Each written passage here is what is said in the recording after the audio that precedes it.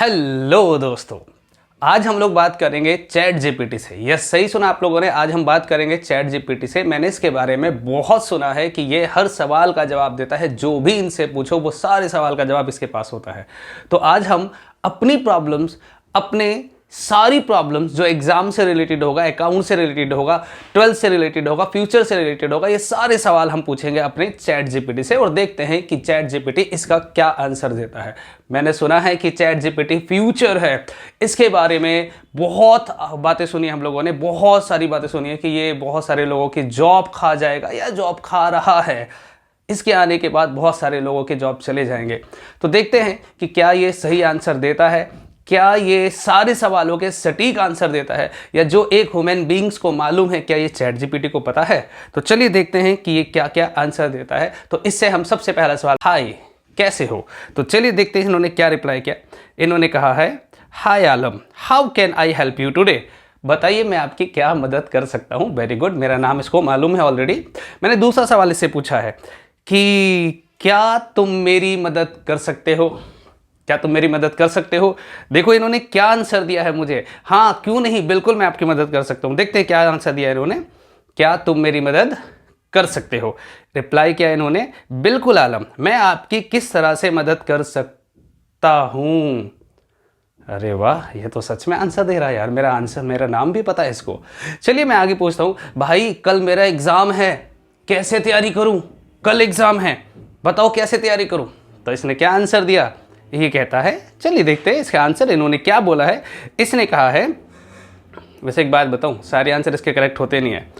इन्होंने मेरे से कहा है कि एग्जाम की तैयारी के लिए कुछ टिप्स देता हूं। इंपॉर्टेंट टॉपिक पे फोकस करो। अगर सिलेबस में कुछ इंपॉर्टेंट टॉपिक या चैप्टर है तो उस पे सिलेबस कंसिडर करो, उस पे हम करेंगे। शॉर्ट नोट्स बनाओ, प्रैक्टिस क्वेश्चंस बनाओ, ब्रेक लेना मत भूलना भैया, ब्रेक लेना मत भूलना, और अच्छी नींद लो। भाई साहब, अच्छी नींद लेना बहुत जरूरी है, नहीं तो फोकस नहीं कर पाओगे। मैंने इससे अगला सवाल पूछा, यार मैंने अभी तक कुछ भी नहीं पढ़ा, मुझे कुछ नहीं आता है, बताओ मैं कैसे तैयारी करूं, मेरा एग्जाम है।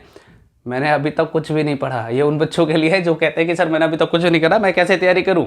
चैट जीपीटी रिप्लाई किया, चिंता मत करो आलम, अभी भी कुछ टाइम है, तुम्हें बस थोड़ा स्मार्टली पढ़ने की जरूरत है। मैं कुछ क्विक टिप्स देता हूं जो लास्ट मिनट में हेल्पफुल हो सकता है। पहला, इंपॉर्टेंट टॉपिक आइडेंटिफाई करो, कंसेप्ट समझने की कोशिश करो, पास्ट पेपर और सैंपल पेपर क्वेश्चंस को देखो, शॉर्ट नोट्स बना लो और फोकस करो स्टडी सेशन पर। अवॉइड डिस्ट्रैक्शन को अवॉइड करो, मोबाइल फोन वगैरह को अपने से दूर रखो भैया, इसके पास लेकर बैठने की जरूरत नहीं है। अगला सवाल मैंने इससे पूछा है, यार अकाउंट्स का पेपर है, अकाउंट्स का पेपर है, अकाउंट से रिलेटेड कुछ बातें बताओ ना, मैं कैसे तैयारी करूं अकाउंट्स का। चैट जीपीटी रिप्लाई क्या करा है, इसने कहा है, कोई बात नहीं, मैं कुछ देता हूं, अकाउंट्स का पेपर के लिए कुछ स्पेसिफिक टिप देता हूं जो लास्ट मिनट में हेल्पफुल हो सकता है। पहला, जर्नल एंट्री और बेसिक कंसेप्ट को रिवीजन करो, इंपॉर्टेंट फॉर्मूला याद करो, फाइनेंशियल स्टेटमेंट की प्रैक्टिस करो, ट्रायल बैलेंस और rectification of error, cash flow और फंड फ्लो की तैयारी करो, और सैंपल पेपर सॉल्व करो। भाई मेरी 12वीं क्लास है, तुम 11वीं क्लास का सिलेबस बता रहे हो। अच्छा, पूरा इंफॉर्मेशन देना पड़ेगा। मैंने अगला सवाल पूछा, यार मैं 12th में हूं, कहां तुम जर्नल एंट्री की बातें करवा रहे हो, कहां तुम रेक्टिफिकेशन ऑफ एरर की बातें कर रहे हो। मैं 12वीं क्लास में हूं, 12वीं क्लास के टॉपिक के बारे में थोड़ा आइडिया दे दो यार, मैं बहुत डर लग रहा है मुझे, क्या करूं। देखो कि इन्होंने क्या रिप्लाई किया। इसने कहा, जब मैंने इसे पूछा यार मैं 12th में हूं, इन्होंने फटाफट 12th का सिलेबस निकाल के दे दिया, कहता ये लो 12th का सिलेबस है, इसकी तैयारी करो। ओके, क्लास 12 अकाउंट के लिए तो कुछ स्पेसिफिक टॉपिक पे फोकस कर सकते हो, partnership account, company account, financial statement analysis, accounting for non profit organisation. आप जानते हो बेटा, चैट जीपीटी आउटडेटेड है। हमें मालूम है कि 12वीं क्लास के सिलेबस में एनपीओ नहीं है, पहले था, डिलीट हो गया है, अब नहीं है। इसका मतलब इसको पता ही नहीं एनपीओ नहीं है। इन्होंने हाँ पार्टनरशिप सही बताया, कंपनी सही बताया और फाइनेंशियल एनालिसिस भी सही बताया है, लेकिन accounting for non profit organisation नहीं है।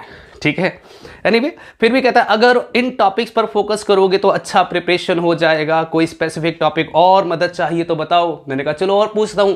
अच्छा, तो मुझे एडमिशन ऑफ पार्टनर्स के कुछ इंपॉर्टेंट क्वेश्चन ही बता दो यार, इंपॉर्टेंट क्वेश्चन दे दो एडमिशन ऑफ पार्टनर्स के। इन्होंने कहा अभी देता हूं, एडमिशन ऑफ पार्टनर्स के भी क्वेश्चन ये हमें दे रहा है।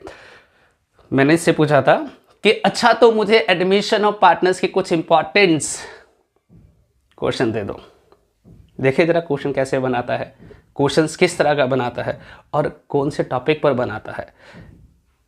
एडमिशन में बहुत सारे टॉपिक है, आप जानते हो इस बारे में, एडमिशन में ढेर सारे टॉपिक है।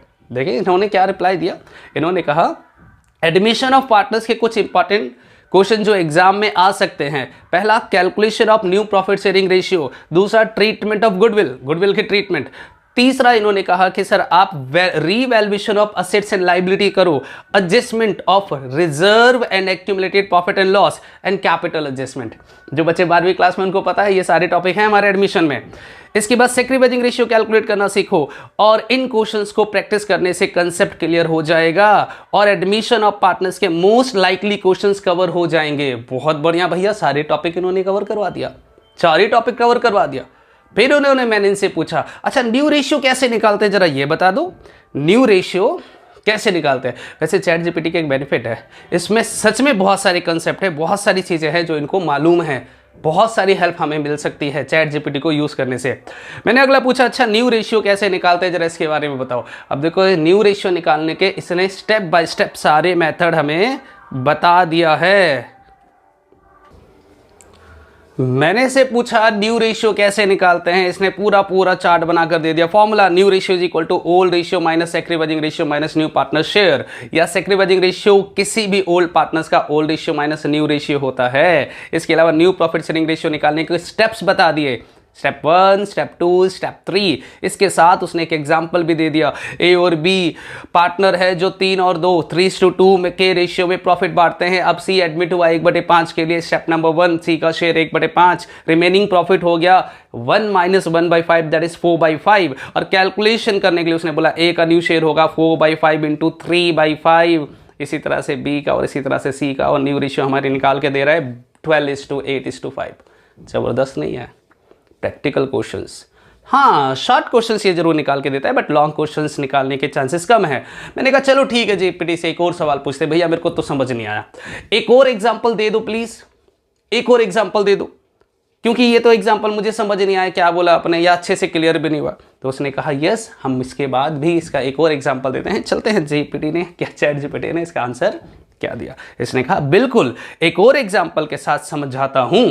मान लो x और y पार्टनर है जो अपने प्रॉफिट को 5:3 के रेशियो में शेयर करते हैं। अब z नाम का एक नया पार्टनर 1/4 शेयर के साथ फर्म में एडमिट हो रहा है। हमें नया प्रॉफिट शेयरिंग रेशियो चाहिए, कैलकुलेट करना है। देखो एग्जाम्पल इंग्लिश में बनाकर दे रहा है, मजा ही आ गया। जेड का शेयर 1/4, रिमेनिंग शेयर निकाला 1 - 1/4 दैट इज 3/4। और अब एक्स और वाई के लिए रिमेनिंग शेयर 3/4 को उनके ओल्ड रेशियो 5:3 में डिस्ट्रीब्यूट करेंगे। कैलकुलेशन करके दिखा दिया, एक्स का हिस्सा, वाई का हिस्सा, जेड का हिस्सा और टोटल न्यू रेशियो हमारा निकाल कर दे दिया। आई होप इससे क्लियरिटी आ गई होगी। मैंने कहा अरे वाह बहुत बढ़िया, अकाउंट्स की तैयारी कैसे करें जरा ये भी बता दो। हमें तो अकाउंट्स की तैयारी करना है, तो अकाउंट्स की तैयारी कैसे करें प्लीज़ यही भी बता दो। मज़ा आ जाएगा अगर आपने अकाउंट्स की तैयारी के बारे में मुझे बता दिया तो। आप तो बहुत अच्छे एग्जाम्पल दे रहे हो। चैट जीपीटी ने क्या रिप्लाई करा, चलिए सुनते हैं। इसने कहा अकाउंट्स की तैयारी के लिए आपको स्ट्रक्चर अप्रोच अडॉप्ट करनी होगी। टिप्स दी गई है, आप इनको एग्जाम में फॉलो कर सकते हैं। सबसे पहले तो सिलेबस का पूरा रिव्यू करो, हमारा सिलेबस क्या है, कंसेप्ट को समझने की कोशिश करो, हमारे कंसेप्ट क्या है, कौन कौन से चैप्टर में प्रैक्टिस करो जर्नल एंट्रीज की। मैं बार बार कहता हूँ अकाउंट्स में जर्नल बहुत इंपॉर्टेंट होता है, चाहे 11th हो 12th हो या किसी भी क्लास में हो, तो जर्नल की प्रैक्टिस हमेशा जरूर प्रैक्टिस करना। इसके अलावा उसने कहा कि लेजर और ट्रायल बैलेंस भी मालूम होना चाहिए। हम ये बात जानते हैं कि लेजर और ट्रायल बैलेंस नहीं होगा तो 12वीं क्लास में भी नहीं आएगा।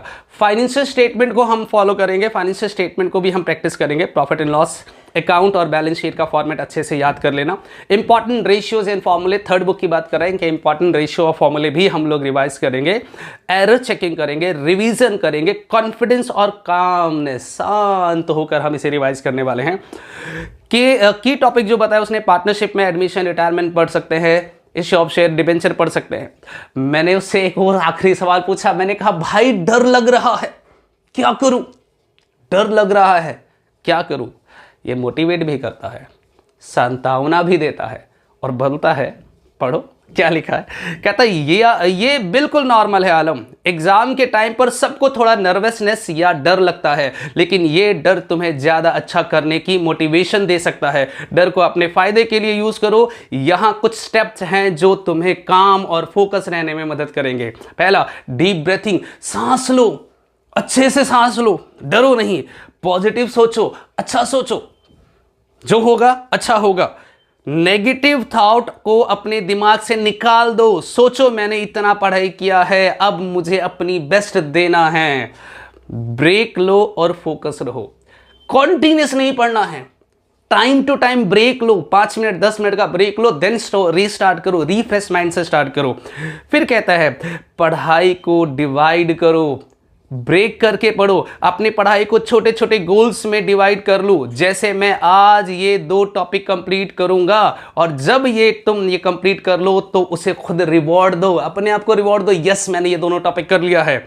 ट्रस्ट योरसेल्फ, सबसे इंपॉर्टेंट, अपने ऊपर भरोसा रखो। आप कर सकते हो, अगर करना चाहोगे तो आप कर सकते हो। और छोटी छोटी सक्सेस को सेलिब्रेट करो। अगर आपने पार्टनरशिप कंप्लीट कर लिया, यस मेरा पार्टनरशिप कंप्लीट हो गया, रिटायरमेंट हो गया, यस मेरा रिटायरमेंट हो गया, कंपनी हो गया, एग्जाम में रिलैक्स रहो, डोंट बी फ्रस्ट्रेट, ज्यादा इरिटेट होने की जरूरत नहीं, जस्ट रिलैक्स रहो। सबसे जरूरी बात, तुमने पढ़ाई की है, अब बस अपने आप को स्ट्रेस फ्री रखो और बेस्ट देने की कोशिश करो, और तुम कर सकते हो। तो देखा दोस्तों, आप लोगों ने, ये वही सारी बातें बता रहे हैं जो मैं हमेशा अपनी ऑफलाइन क्लासेस में बताता हूं बच्चों को।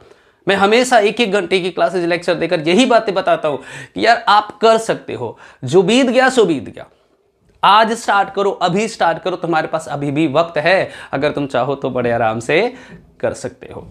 तो कैसा लगा मेरा ये वीडियो, आप मुझे प्लीज बताना, और कमेंट करके जरूर बताना कि वीडियो कैसा लगा है, और इसी तरह की वीडियो देखने के लिए मेरे चैनल को लाइक, शेयर और सब्सक्राइब करें।